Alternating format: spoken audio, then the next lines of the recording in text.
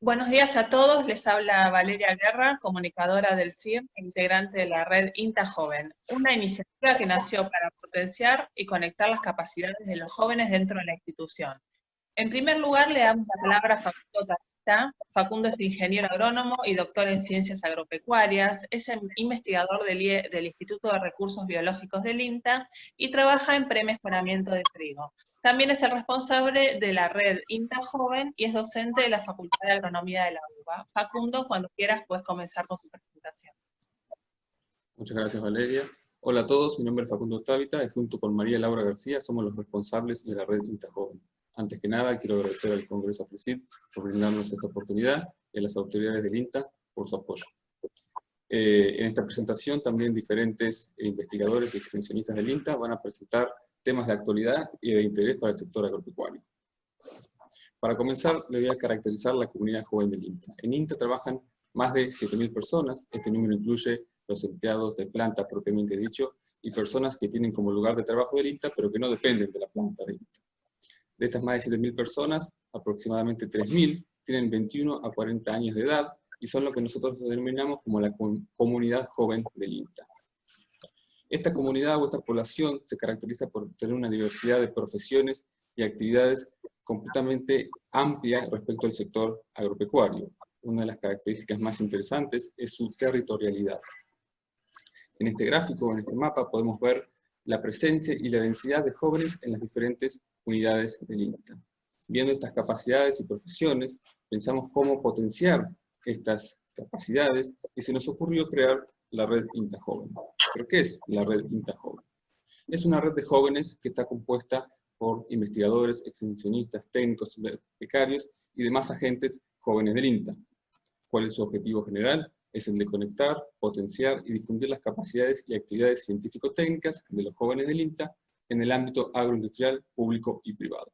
En otras palabras, lo que queremos es promover la integración e interacción a nivel nacional para así desarrollar proyectos multidisciplinarios y transversales mediante la toma de decisiones colectivas. Nuestros objetivos específicos son difundir las actividades y logros relevantes de los jóvenes de INTA, promover y asistir en la presentación de proyectos, subsidios y becas, organizar cursos técnicos de gestión institucional y comunicación, interaccionar con entidades públicas y privadas de agroindustria, capitalizar la experiencia de los actuales referentes INTA y generar vínculos con entidades similares nacionales e internacionales. Una de las primeras actividades que realizamos desde la red INTA Joven, que fue aprobada por el Consejo Directivo en julio del año pasado, fue la de impulsar desde la red, y junto con el director del Centro de Investigaciones de Recursos Naturales, Pablo Mercury, un acuerdo entre la Comisión Fulbright, que depende de la Embajada de Estados Unidos, y el INTA. El objetivo principal de este acuerdo es el de convocar a becas para investigadores y extensionistas del INTA para que vayan a perfeccionarse a los Estados Unidos. Para ganarse una beca Fulbright es importante saber hablar muy bien inglés, y en paralelo, desde la red INTA Joven impulsamos un acuerdo con el Centro Universitario de Idiomas para que nos brinden descuentos para la realización de cursos, y a su vez nos otorguen becas para los becarios doctorales y postdoctorales. En esta línea, y con el objetivo de internacionalizar la red, también generamos y organizamos charlas, como por ejemplo con el director de la Cooperación Internacional del Ministerio de Educación, donde nos presentó una plataforma global sobre becas internacionales. También organizamos una charla con Alejandro Baleiro, que es el responsable de la BITEX en Montpellier, en Francia.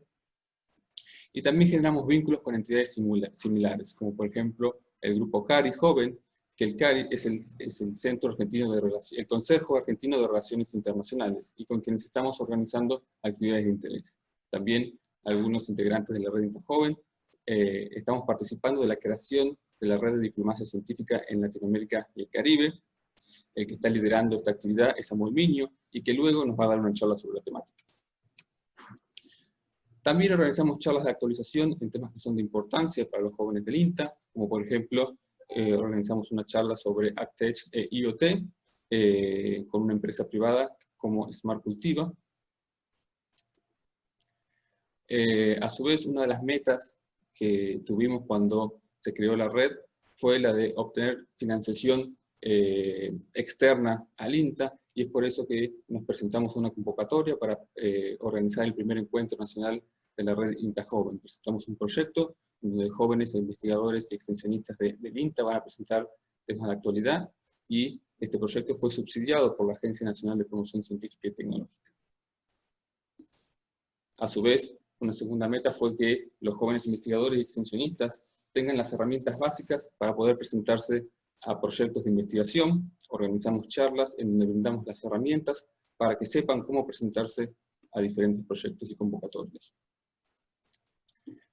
Además de estos seminarios y charlas, también organizamos las charlas con los referentes INTA. Esta es una de las actividades más interesantes, en donde diferentes referentes de la institución nos cuentan sus orígenes en el INTA y nos brindan consejos y su experiencia. En las primeras charlas participaron Carlos Parera, que es el director nacional, Julio Catulo, un referente en extensión, y Fernando Andrade, un referente en ecofisiología.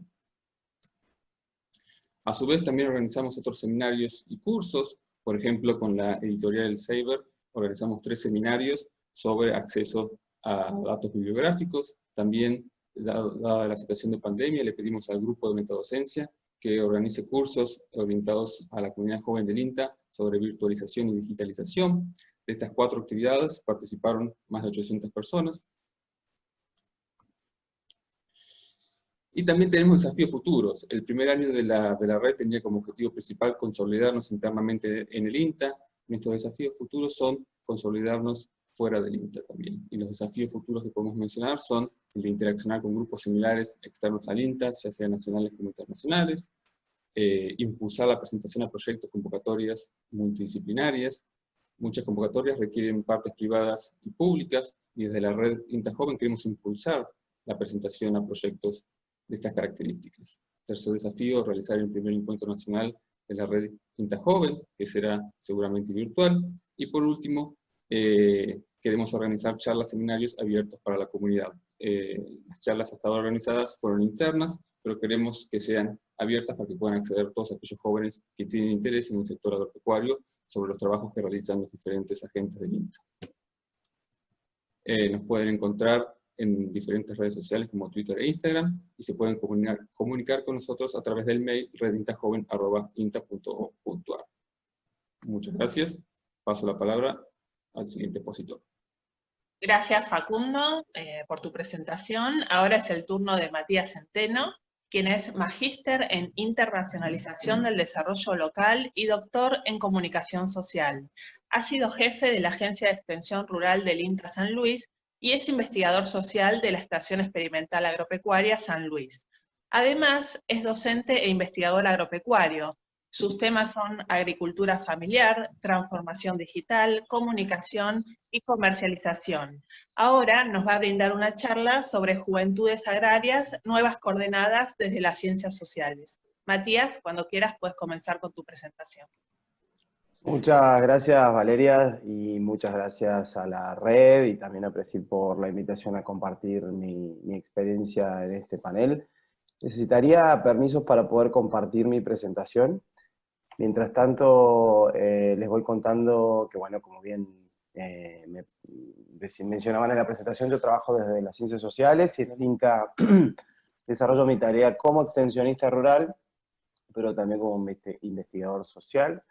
En los cuales, bueno, en el último tiempo, junto a un grupo de investigadores, hemos podido avanzar sobre algunas cuestiones que nos permiten conocer mejor cuáles son las juventudes agrarias, cuáles son esas dinámicas nuevas que nos ayudan a entender mejor a los jóvenes en el mundo agropecuario.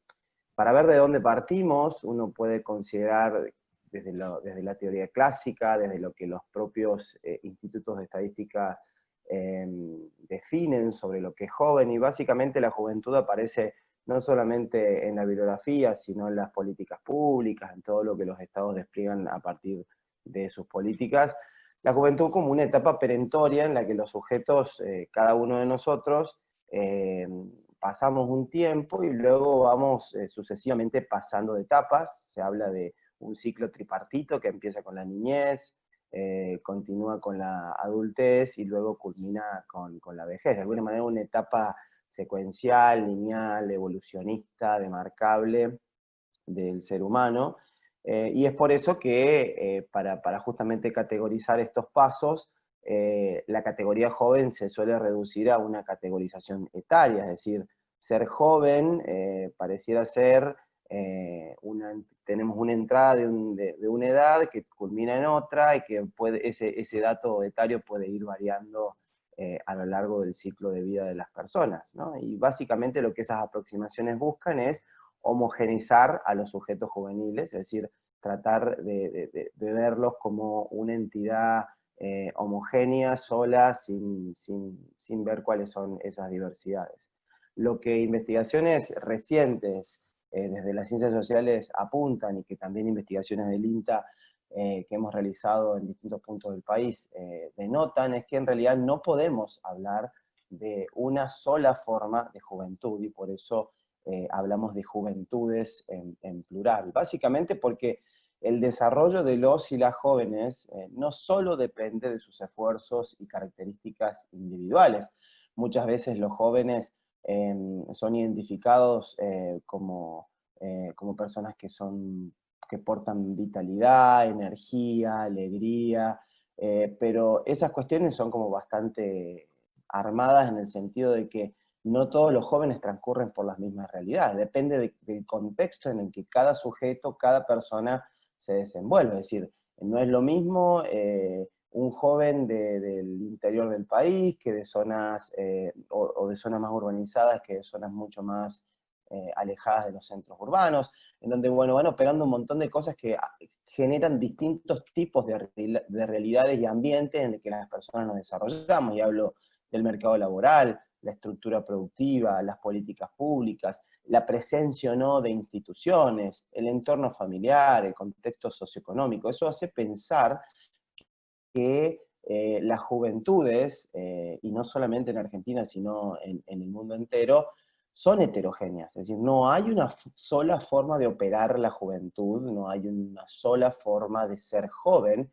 Entonces, adherimos a esta idea de que las juventudes son un grupo heterogéneo de personas con diferentes disposiciones geográficas, ocupaciones, pertenencias étnicas, culturales, situaciones socioeconómicas, edad, género, y por ende las juventudes aparece como un concepto relacional, decimos, un concepto que se conecta con otros problemas y conceptos relacionados a la cultura, a la sociedad, a la economía, a la política. Es decir, los jóvenes no pueden ser considerados ni todos por igual, ni sujetos aislados de una realidad en donde interactúan con muchas otras situaciones. Hay un concepto muy interesante de una antropóloga mexicana, Rosana Reguillo, que habla de la inclusión desigual, ¿no? En donde no hay ya exclusiones plenas, ¿no? Nadie parece quedar del todo afuera, ahora, y puntualizando en la situación de los jóvenes, hay una forma de incluir a las personas, de estar adentro del sistema, pero en lugares precarios. Y eso es lo que sucede con los jóvenes, ¿no?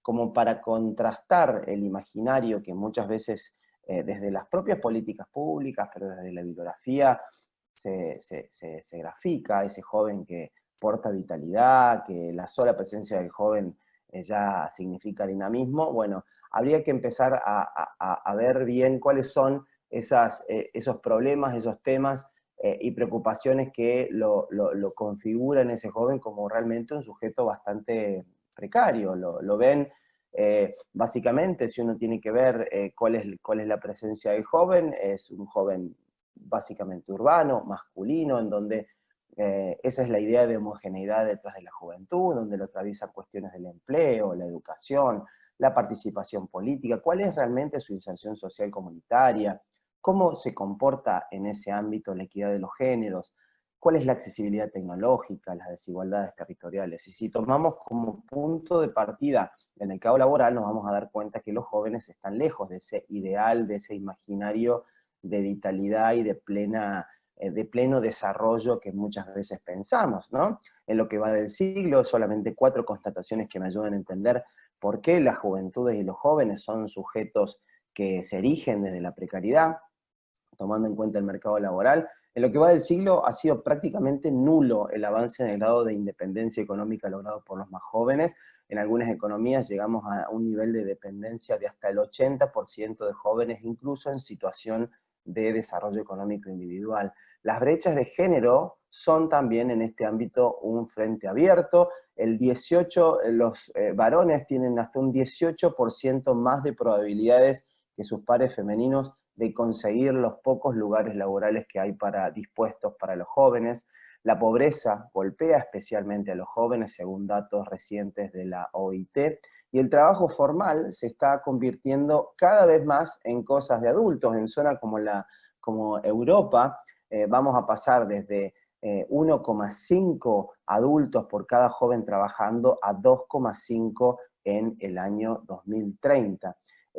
Y estas inequidades se expanden, se aceleran en este contexto de pandemia. Según la Organización Internacional del Trabajo, 1 de cada 6 jóvenes se encuentra sin trabajo debido a la crisis que plantea el COVID-19, y la proporción de jóvenes sin empleo, educación o formación, el famoso índice INET, crecerá hasta el 30% para los jóvenes y del 13% para los jóvenes. Aquí también una diferencia de género, ¿no?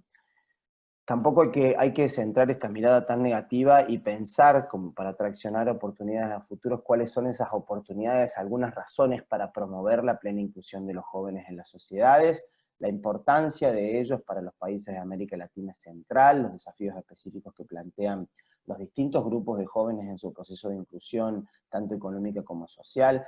Muchos hablan de que las juventudes se configuran como un bono demográfico en la región de América Latina y el Caribe, para poder pensar la continuidad de muchas actividades económicas y productivas, una fuerza productiva que este grupo social tiene para el motor del desarrollo y el crecimiento de los países. Llevando esta discusión específicamente a las juventudes del agro, primero partir del dato de que específicamente en ámbitos rurales, las juventudes representan el 25% del total de la población rural en América Latina, según datos de FIDA publicados hace muy poquito. Esta proporción es bastante superior a lo que suponen la representatividad de los jóvenes en ámbitos urbanos. Cuando hablamos de juventudes en el ámbito agropecuario, en el ámbito rural, la discusión se centra mucho en torno al acceso a la tierra, a cómo las relaciones familiares patriarcales de alguna manera influencian el desarrollo de esos jóvenes, y la existencia en muchos casos de problemas económicos, de problemas de inserción económica que hacen que los jóvenes tengan que realizar diversas actividades, tomar diversos trabajos para poder de alguna manera complementar sus necesidades económicas y de desarrollo de vida, ¿no? Algunas cuestiones que nosotros tenemos pensadas a partir de las investigaciones que realizamos es que tenemos que avanzar hacia una forma de poder deconstruir o de mirar de otra manera más complementaria a las juventudes en el agro. Algunas pautas de ellos son que los jóvenes rurales no son una isla, están atravesados por los mismos problemas de las juventudes a nivel global, son sujetos que deambulan del campo a la ciudad y de la ciudad al campo, es decir, no podemos contemplar que los jóvenes están aislados en el ámbito rural, sino que hay nuevas formas de habitar y vivir la producción, tienen diversas trayectorias y las juventudes adquieren distintas formas. Algunos son jóvenes netamente rurales, otros se consideran jóvenes agrarios porque viven un tiempo en la ciudad, deambulan de lo rural urbano, son periurbanos, algunos hablan de lo neorural, de lo rurbano, como una forma de conectar estas diferentes transiciones territoriales. Paradójicamente poseen más años de educación formal, son generaciones que tienen más años de educación formal, pero logran menos espacios de realización. Son los precursores del cambio tecnológico, de la incursión digital, por ejemplo, según nuestras investigaciones, pero también tienen nuevas formas de adquirir el oficio agrario que no solamente se adquiere del traspaso familiar o en las universidades, sino aparecen herramientas como YouTube y un montón de otras cuestiones digitales que interactúan con ello. Muchas coordenadas a tomar en cuenta, ya me voy quedando sin tiempo, pero para tener en cuenta, como para resumir cuáles son esas visiones que también atraviesan a la juventud rural, La edad como única variable para categorizar a los jóvenes ya no alcanza. Es necesario contextualizarlos y tomar en cuenta las relaciones intergeneracionales, es decir, abordar al joven solo, sin sus padres, en el contexto de la agricultura familiar, no nos sirve. Es necesario también tener en cuenta el lugar que las juventudes ocupan en las políticas públicas. También tener en cuenta a los jóvenes no solamente como actores productivos, sino como sujetos agrarios, y las transiciones territoriales como afectan en esa concepción de los imaginarios del joven rural, el joven agropecuario que tenemos hoy. Gracias. Bueno, muchas gracias Matías por tu presentación. Ahora le vamos a dar la palabra a Samuel Miño. Samuel es licenciado en genética de la Universidad de Misiones, es doctor en ciencias veterinarias de la Universidad de Buenos Aires, tiene un postdoctorado en virología y es profesor de virología en la Universidad de Misiones. También es profesor de microbiología en la Universidad Autónoma de Encarnación, Paraguay, y desde 2008 promueve la formación en diplomacia científica dentro del INTA, en conjunto con la Oficina de Relaciones Internacionales. Samuel, el título de su charla va a ser Diplomacia Científica en el INTA. Cuando estés listo, puedes comenzar con tu presentación. Buen día a todos. Primero que nada, ¿logran ver bien la presentación? Sí. Sí. Bueno, muchas gracias Valeria. Bueno, como ya mencionó, mi nombre es Samuel Miño, soy investigador de INTA. Trabajo hace más de 15 años en la institución y estoy en el Instituto de Virología e Innovaciones Tecnológicas del CICBIA.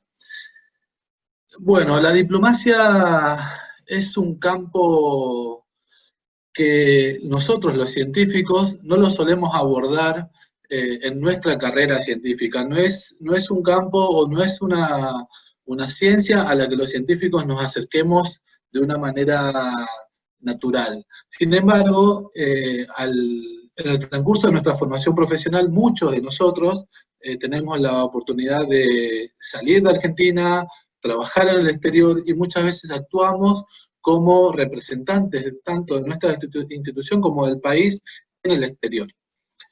La diplomacia científica no es otra cosa que el uso de las actividades científicas para construir y fortalecer las relaciones entre países, entre instituciones de distinto tipo. Es un concepto que se empezó a abordar con mayor fuerza hace 20 años aproximadamente, surge en la década del 2000, entre 2000 y 2005, y se empieza a plantear la utilización de las redes que tenían los científicos, las colaboraciones que tenían los científicos, para fortalecer los lazos o las relaciones entre países. Hay tres tipos de enfoques que tiene la diplomacia científica. Diplomacia para la ciencia, que es lo que normalmente se hace, que es donde los diplomáticos generan acuerdos. La ciencia en la diplomacia, que es estudiar cómo se pueden mejorar o generar esos acuerdos, y ciencia para la diplomacia, que es cuando la ciencia tiene un rol activo generando la formación de esos acuerdos. Y aquí es donde el INTA podría tener una participación activa, porque el INTA es una de las instituciones más grandes de ciencia y tecnología que tiene nuestro país. Como les dije, yo soy científico de formación, entonces toda la presentación de diplomacia va a ser muy técnica, muy científica. Como buen científico me baso en hechos comprobables, en publicaciones, y les voy a contar en una cronología de 3 publicaciones cómo fue que este concepto de diplomacia científica se instaló en la comunidad mundial. En el 2010 se crea, por declaraciones de varios presidentes entre Estados Unidos y la Unión Europea, se le da una fuerza concreta a la palabra diplomacia científica, al concepto de diplomacia científica, y a partir de ahí se empiezan a generar documentos que van a formar las bases de esta nueva disciplina dentro de las relaciones diplomáticas, dentro de las relaciones institucionales. Es así que se empiezan a estudiar cómo los científicos actúan como diplomáticos sin intención de serlo. Es lo que les comentaba anteriormente. Muchos de nosotros tenemos la posibilidad, o tuvimos la posibilidad, de realizar estudios o trabajos fuera del país, muchas veces en lugares donde somos los únicos representantes de Argentina, donde la gente nos va a preguntar un montón de cosas acerca del país, y no solo de nuestro conocimiento específico. Entonces, el científico comienza a actuar como un diplomático sin intención de serlo. Después, algunos años más tarde, se publica un primer documento en español donde empezamos a estudiar cómo esas redes de científicos facilitan las relaciones. Y finalmente, ahí se plantea la discusión de cómo deberían ser las personas que se dediquen o que empiecen a empaparse más de esto de la diplomacia científica. ¿Qué necesitamos? ¿Necesitamos científicos que se transformen en diplomáticos o diplomáticos que se transformen en científicos? La realidad es que se necesitan de ambos. La realidad es que nosotros, los científicos, necesitamos mantener nuestra expertise científica. Eso es lo que nos da valor. Nosotros, los que tenemos formación en ciencia, tenemos que ampliar nuestra visión de la ciencia, por ejemplo, en el campo de los profesionales de INTA, tenemos que reclutar a personas que tengan habilidades blandas, que sean buenos comunicadores, que sean buenos negociadores y que tengan predisposición a aprender de diversos temas, no solamente de su temática en particular. ¿Por qué? Porque las relaciones nos van a llevar a discutir temas técnicos de diversas áreas. Entonces, es un área, es una rama donde hay que empezar a formar a las personas para que estemos preparados. Como les dije, esto nace en el 2010 y a partir de su nacimiento se empezaron a generar documentos, y así como se generan documentos, también se empiezan a generar instituciones. En Estados Unidos nace una agrupación exclusiva de diplomacia científica. En Europa nace también un grupo de diplomacia científica que empiezan a estudiar y a promover la inserción de científicos en relaciones diplomáticas. Bueno, se generan diversos clústeres, diversos grupos dentro de Europa. En San Paulo, en el 2019, se crea una escuela de formación en diplomacia científica para preparar a científicos que quieran transitar el camino de la diplomacia y a diplomáticos que quieran comenzar a transitar el camino científico. Y en India también se crea un programa de formación en diplomacia científica. Como ven, es un tema que aún no se encuentra en la agenda de las relaciones institucionales, es un tema que aún no se encuentra formalmente en la agenda de las relaciones institucionales, pero que sí se está abordando a nivel mundial. ¿Por qué? Porque los países notaron de que la ciencia podría ser una herramienta muy útil a la hora de construir esas relaciones.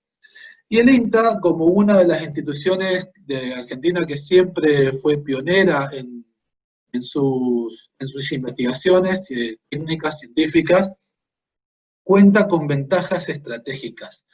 El INTA es una de las instituciones con más representación en todo el país. Dentro de INTA tenemos un dicho que INTA llega a lugares donde el Banco Nación no llega. INTA está distribuido, como pueden ver, alrededor a lo largo y a lo ancho de todo el país. Tenemos profesionales en todas las disciplinas agropecuarias.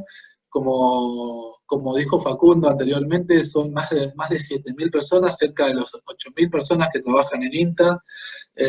Tenemos cooperaciones, a su vez, con todo el mundo. INTA tiene convenios bilaterales, cooperaciones de trabajo, cooperaciones a través de Cancillería con todo el mundo.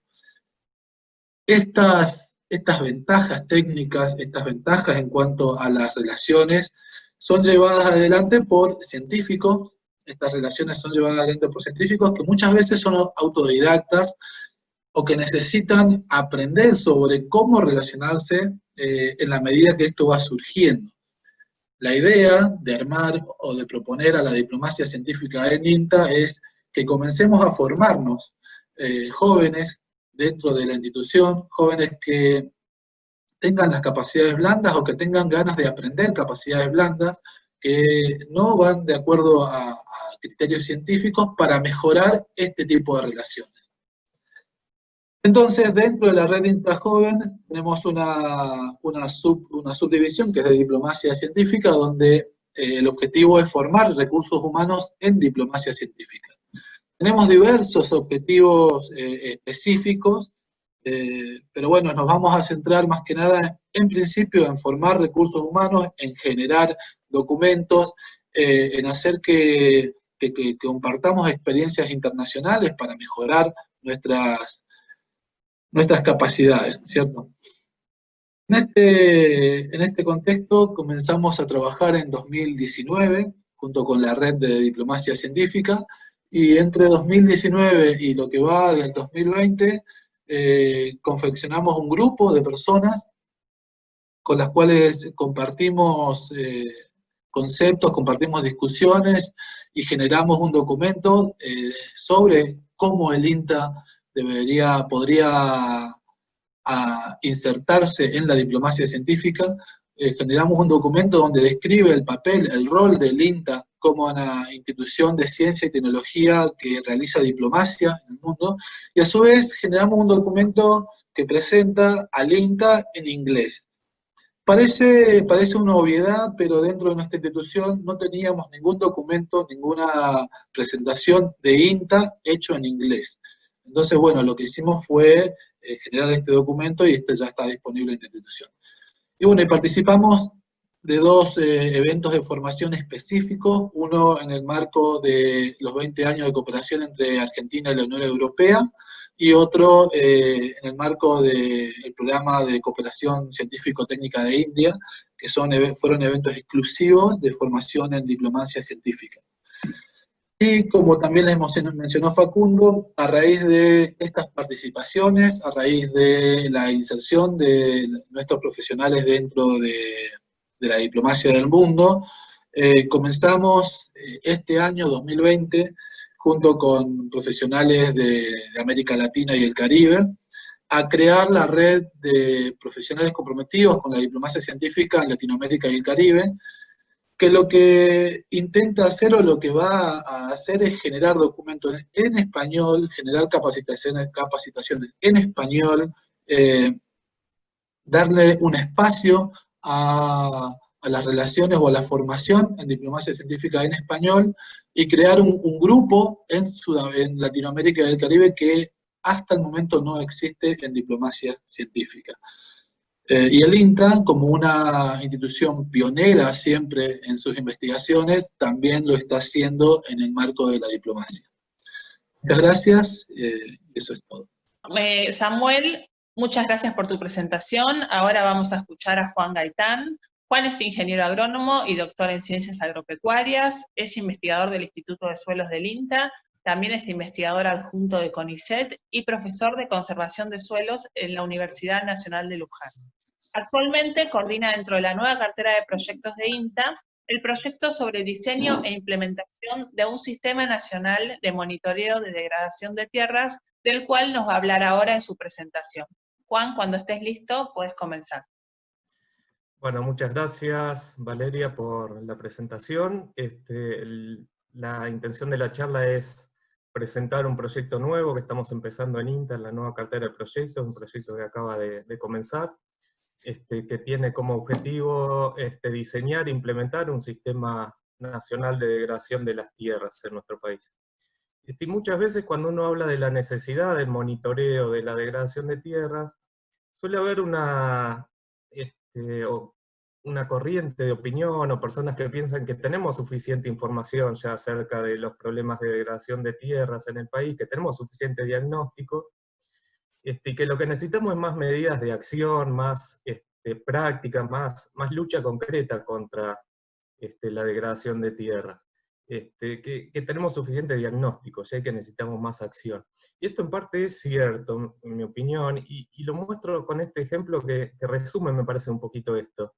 Es una publicación editada por Roberto Casas, y en la que han participado un montón de investigadores de INTA y otras instituciones, y que me parece que es la información más actual y resumida del estado de degradación de las tierras en nuestro país. Estas publicaciones tienen un análisis para cada provincia, hecho en función de muchos estudios, muchos antecedentes que se han ido, muchos estudios que se han realizado, y tiene un capítulo por provincia en los cuales se evalúa el estado de deterioro del ambiente y del suelo para cada provincia del país. Tiene información muy útil esta obra, pero que también nos muestra de alguna manera que cada provincia fue evaluada con métodos y criterios y metodologías y datos diferentes, ¿no? Entonces, cuando uno empieza a querer responderse preguntas de orden nacional o regional, por ejemplo, ¿qué ha pasado en los últimos 30 años en los suelos de la región agrícola argentina? ¿Cómo ha ido evolucionando el estado de salud de los suelos en la región pampeana? Bueno, ya ahí se empieza a hacer un poco más complicado, porque no tenemos suficientes datos o mapas que nos muestren cómo ha ido cambiando el estado de salud de nuestros suelos a nivel regional o nacional. Necesitamos un sistema de monitoreo que nos permita responder estas preguntas. Y por otro lado, también se ha avanzado mucho en el conocimiento de prácticas de manejo y de lucha contra la degradación de tierras, pero que también necesitamos de alguna manera medir el éxito o fracaso de esas prácticas, ¿no? Entonces el monitoreo no es una cosa que va divorciada de la gestión, sino que para hacer gestión y buenas prácticas de manejo necesitamos de alguna manera poder medir el impacto que eso tiene. Es sumamente necesario tener un sistema de monitoreo, si no vamos de alguna manera, no digo a ciegas, pero tal vez con los lentes un poquito empañados haciendo la gestión. Entonces, ¿para qué nos sirve un sistema de monitoreo de las tierras? Bueno, por un lado para responder ante iniciativas internacionales a las cuales el país adhiere, por ejemplo, la iniciativa de degradación neutral de las tierras, o la iniciativa 4x1000, o los reportes al IPCC, todo eso necesitan de datos, mapas, información obtenida de una manera sistematizada, con protocolos homogéneos, etc., ¿no? Y toda esa información, además de un sistema de monitoreo, no es para sentarse a mirar lo que pasa solamente, sino que tiene que aportar información que nos sea de utilidad para la generación de políticas públicas de uso sustentable de los recursos naturales. Entonces, ¿qué información nos puede brindar un sistema de monitoreo? Bueno, analizar cambios en el uso de las tierras, por ejemplo, actualizar mapas de carbono y ver la evolución en el tiempo. En la disponibilidad de nutrientes, por ejemplo, para los suelos de la región pampeana sería muy importante, conocer y mejorar la cartografía de suelos. Todo esto se complementa con el uso de imágenes satelitales, es decir, tener buena información de campo y datos nos ayuda a interpretar o derivar índices de imágenes satelitales relacionadas con la degradación de tierras, aportar datos de campo para calibrar o desarrollar modelos de procesos de degradación de tierras, por ejemplo la erosión hídrica, analizar el impacto de prácticas de manejo del cambio climático. Hay tendencias cada vez mayores en los mercados internacionales y de demandas de productos que sean ambientalmente amigables, y bueno, la agricultura, la producción de alimentos de nuestro país de alguna manera va a necesitar demostrar ante los mercados internacionales la manera en que está produciendo los alimentos, ¿no? Entonces es muy importante poder tener una evaluación del impacto. Entonces el objetivo del proyecto es desarrollar e implementar un sistema de monitoreo de la degradación de tierras en el país a diferentes escalas y adaptado para los cuatro grandes tipos principales de tierra del país, que son los bosques, las tierras agrícolas, los pastizales húmedos y los pastizales secos. Ese sistema de monitoreo estaría integrado por una red de parcelas permanentes, donde se evalúen periódicamente a largo plazo indicadores relacionados con la degradación de tierras, y que se complementan con el uso de imágenes satelitales, ¿no?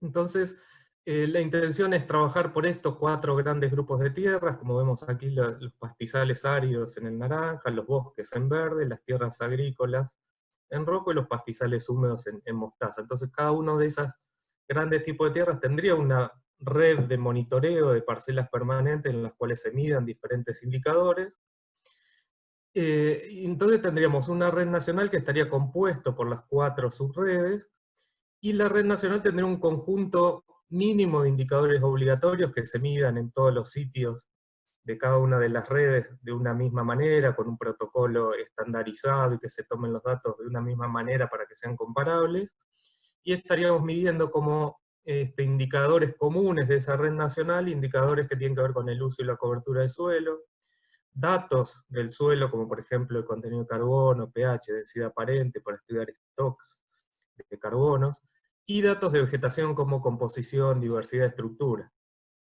Y a su vez, cada una de las subredes de los tipos de tierra tendría indicadores específicos que atiendan a las necesidades particulares de ese tipo de tierra y del sistema de uso y los problemas de degradación que ocurren en cada lugar.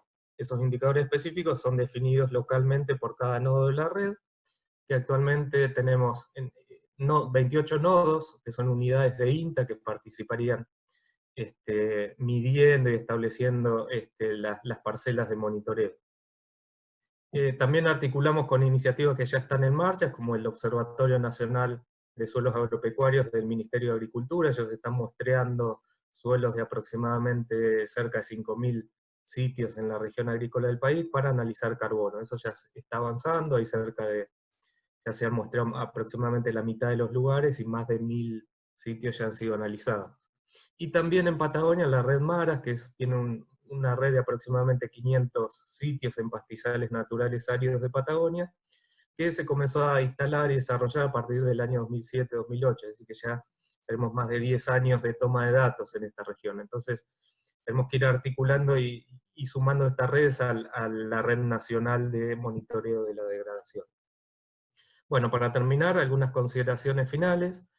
En mi opinión, el monitoreo debe ser una acción y una actividad permanente y a largo plazo, lo cual entra un poquito en conflicto con un proyecto que dura tal vez 3, 4 años. ¿Qué pasa cuando uno piensa en un monitoreo a largo plazo en el marco de un proyecto corto? ¿Qué pasa cuando ese proyecto finaliza? El monitoreo a largo plazo no puede finalizar también. Entonces, la intención es que este proyecto sirva como una plataforma para desarrollar el sistema, y que ese sistema de monitoreo sea tomado por alguna institución o consorcio de instituciones públicas o incluso privadas. Me parece que las asociaciones de productores podrían participar. Ellos toman anualmente seguramente muchos datos que hacen a la calidad de los suelos, que sería muy importante integrar a un esfuerzo tal vez público-privado de monitoreo del estado de salud de nuestras tierras. Obviamente eso tiene un costo, hay que financiarlo, hay que ir al campo a tomar los datos, a hacer análisis, pero me parece que si lo miramos en relación a lo que genera el sector, lo que cuesta mantener un sistema de monitoreo es ínfimo. Estamos hablando de más o menos un 0,005% de las exportaciones agropecuarias del país, es decir, un peso cada 200.000 pesos habría que destinar, un peso de cada 200.000 pesos que el sector genera en exportaciones, destinarlo a desarrollar un sistema de monitoreo, porque junto con las exportaciones estamos exportando los nutrientes de nuestros suelos, la salud de nuestros suelos. Es importante conocer, cuantificar eso, y tener una idea dónde estamos teniendo los problemas más graves, etcétera, para tomar medidas de gestión para revertir esos problemas. Entonces, bueno, esta presentación es más que nada una invitación a dar a conocer este proyecto y a invitar al sector privado y otros organismos públicos a pensar y a desarrollar un sistema integral de monitoreo de las tierras de nuestro país. Bueno, con esto termino. Muchas gracias. Bueno, muchas gracias Juan por la presentación. Ahora es el turno de Diego Villarruel. Diego es ingeniero agrónomo, investigador y extensionista de la Estación Experimental Agropecuaria de INTA Manfredi, Córdoba. Forma parte del proyecto estructural Desarrollo y Aplicación de Tecnologías de Mecanización, Precisión y Digitalización de la Agricultura. También es coordinador del nodo Tecnificación de la Maquinaria Agrícola Inteligente y es profesor de la Cátedra de Maquinaria Agrícola de la Universidad Nacional de Villa María, Córdoba. Diego ahora va a disertar sobre INTA 25 años de agricultura de precisión. Diego, cuando estés listo. Bueno, buenos días. Bueno, muchas gracias por la invitación a la red de INTA Joven. Muchas gracias también a Presid por este espacio, que ya, bueno, desde el proyecto de agricultura de precisión, que bueno, como bien dice la presentación, ya hace casi 25 años que se está desarrollando dentro del instituto como proyecto, bueno, nos vienen invitando muy seguido al Congreso de APRESID, así que siempre aportando desde la parte tecnológica y desde la parte de lo que es ensayos e investigación de lo que es agricultura de precisión. Venimos colaborando junto con todos los integrantes del proyecto. Sí, bueno, contarles un poco cómo ha sido este crecimiento de la agricultura de precisión dentro del INTA, qué estamos haciendo ahora, y también cuáles son los trabajos a futuro, ¿no? Toda esta evolución que ha tenido durante estos 25 años.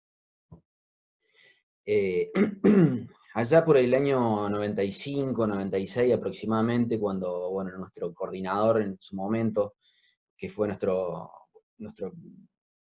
coordinador y mentor, si se quiere, el ingeniero Mario Bergaccini, el recordado ingeniero Mario Bergaccini, empezó a realizar sus viajes hacia Estados Unidos, visitando bueno, las principales fábricas de maquinaria agrícola allí en el país del norte, y también visitando al Farm Progress Show, esa gran mega muestra de maquinaria agrícola que muestra todas las últimas tecnologías desarrolladas a nivel mundial por parte de las principales empresas.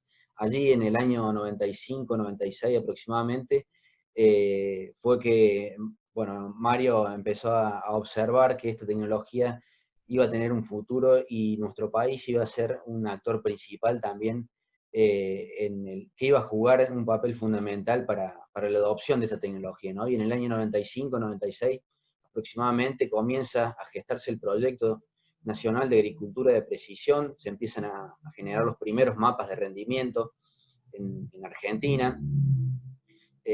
Bueno, equipos también que eran importados desde el norte, y algunos desarrollos algo rudimentarios y también, si se quiere, un poco adaptados a la tecnología actual que había en ese momento en nuestro país. Piensen en el año 95, 96, con un conjunto de monitores que hacían que actuara la maquinaria agrícola para una dosificación variable o para georreferenciar la información que se estaba generando en el campo, ¿no? Esos fueron los comienzos, y a partir de ese año, 95, 96, 98 aproximadamente, fue que se empezó a desarrollar todo lo que es esta evolución tecnológica en la maquinaria agrícola, ¿no? Y junto con las tecnologías de agricultura de precisión, que comenzaron hacia fines del año 2000, del comienzo del año 2000, venían acompañando una serie de tecnologías que permitían el crecimiento, tanto sea de productivo, a nivel de cultivo, de rendimiento, como lo era la siembra directa, la aparición de la fuerte utilización de los fertilizantes, la aparición también de materiales genéticamente modificados para adaptarse a nuestra región y para adaptarse también a problemáticas de índole de lo que son enfermedades, de malezas, de, bueno, combatir diferentes tipos de plagas, ¿no? Entonces, junto con esa tecnología de desarrollo, de procesos, también la agricultura de precisión marcó a partir del año 2000 un crecimiento exponencial en cuanto a lo que son esas principales tecnologías, y el INTA también, desde ese entonces, empezó a realizar diferentes series de capacitaciones, en la actualidad virtuales, pero en su momento eran presenciales, en lo que era el INTA Manfredi, allí aquí en la provincia de Córdoba, con los cursos de agricultura de precisión. Ahí en el año 2001 comenzó el primer curso internacional de agricultura de precisión, y a partir de ahí, hasta el último que realizamos, hasta que la pandemia nos permitió, fue el 18º curso de agricultura de precisión, pero también de manera virtual, junto a los compañeros de INTA, de Procadis, se realizaron capacitaciones virtuales en lo que es el análisis de la información generada a campo, y también desde el proyecto tratamos de capacitar de manera presencial en diferentes lugares del país, en la zona de Entre Ríos, en provincia de Buenos Aires, Santa Fe, en el norte de nuestro país, en diferentes lugares, tratar de bajar la tecnología a lo que es nivel usuario, nivel productor, nivel asesor. Entonces, realizamos diferentes tipos de capacitación de manera presencial, y también últimamente estamos participando en diferentes universidades, estamos participando, por ejemplo, en lo que es charlas virtuales junto a edX y la Universidad Nacional de Córdoba, en diplomaturas, que este año justamente se lanzó en la Universidad Católica de Córdoba, pero también estamos en la Universidad Lomas de Zamora, en Río Cuarto, Villa María, San Luis, en fin, un montón de universidades que están viendo esta necesidad de capacitación para los jóvenes, que van a ser los principales usuarios y adoptantes de tecnología cuando estén en el marco de su desempeño laboral. En este marco también estamos pensando y estamos desarrollando para este próximo 22, y 23 y 24 de septiembre, realizar una capacitación virtual, un seminario virtual que lo llamamos un webinario de agricultura de precisión. Entonces, van a estar todos invitados a participar de este webinario. Entonces el proyecto se conforma hoy en día de esta manera, a través de un proyecto estructural que trata de vincular de manera central a todo lo que son los módulos de agricultura de precisión y de mecanización agrícola. Es un módulo, un proyecto integral, ¿no?, que se enmarca en el desarrollo y aplicación de tecnologías de mecanización, precisión, digitalización de la agricultura. Este proyecto también está conformado por diferentes nodos que atacan diferentes temas puntuales y claves que hoy en día desarrolla la agricultura de precisión, o la agricultura 4.0, o la agricultura digital, como quieran llamarlo, las AgTech. Esos nodos son de mejoramiento, de manejo por ambiente, manejo sitio específico por ambiente, un nodo de gestión de la información, el análisis de los datos, la generación de información a campo, y también la generación, el análisis de los datos a partir de la maquinaria agrícola inteligente, todos los desarrollos que están puestos en la maquinaria agrícola hoy en día. Y vemos, desde los comienzos, como decía al principio de la presentación, la aparición de las tecnologías en el año 95, fíjense que a partir del año 98 y comienzos del 2000 es que se empiezan a ver un crecimiento exponencial de la adopción de tecnologías de agricultura de precisión en la maquinaria agrícola. Y hoy en día nos encontramos con estos desarrollos y estas investigaciones que tienen que ver con el reducir el alto impacto ambiental que puede haber con la aplicación de productos fitosanitarios, la incorporación también de tecnologías de robótica, de aplicación selectiva, de todo lo que tiene que ver con cámaras inteligentes, y también todo lo desarrollado a lo que es relevamiento de información a través de drones.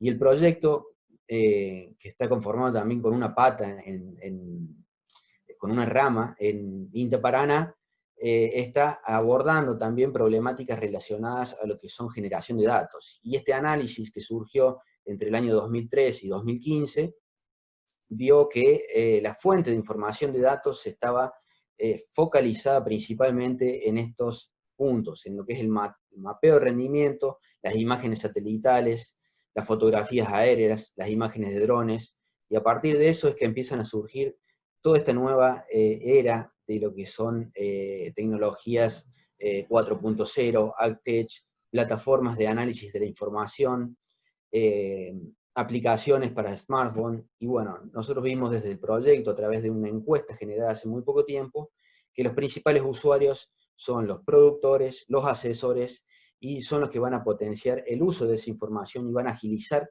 esa información y toma de decisiones, ¿no? Vimos que esta participación por parte de plataformas y también de aplicaciones es que vienen a simplificar el análisis de datos y la toma de decisiones. Entonces la pregunta, para cerrar, ¿estamos en una agricultura digital o en el contexto de la pandemia nos encontramos en una agricultura virtual? Yo creo que desde lo que es el manejo de la información a través de dispositivos y de plataformas conectadas a Internet, ya hay una mezcla en lo que es agricultura digital y agricultura de precisión virtual, ya que nos permite manejar la información a distancia sin perder ni un momento en lo que están haciendo los operarios o los agrónomos o el mismo cultivo en nuestro campo. Así que muchas gracias por la participación y por dejarnos expresar nuestra participación del proyecto de agricultura de precisión. Bien, muchas gracias, Diego. Te pido si puedes salir de compartir pantalla. Bueno, muchas gracias a todos por las disertaciones y reiteramos el agradecimiento especial a PRESID y a las autoridades del INTA por apoyar y promover todas las acciones de la red INTA Joven. Recuerden que aquellos que quieran contactarse con la red pueden hacerlo a través del correo electrónico redintajoven@inta.gov.ar o seguirnos en nuestras redes sociales @intajoven en Twitter y red.intajoven en Instagram. Muchas gracias y saludos a todos.